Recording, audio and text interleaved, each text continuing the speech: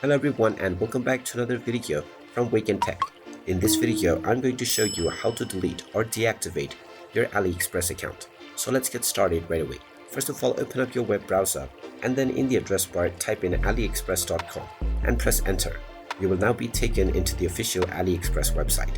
If you haven't logged into your account already, you will see the sign in button at the left side, which you can click on to proceed forward with your credentials. Once you are logged in and taken into the homepage, click on the account icon at the top right corner and then click on settings to end up within the settings page.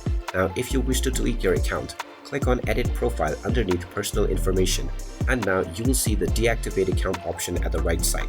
Go ahead and click on it and now you will be told that this process is irreversible.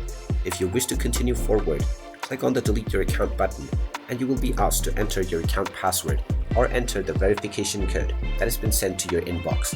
After entering either one of these, you can proceed forward and you will be logged out from your AliExpress account. Once you are logged out, make sure not to log back into your account for at least 1 month and then your account will be permanently deleted. And there you have it. That is how easy it is to delete your account on AliExpress.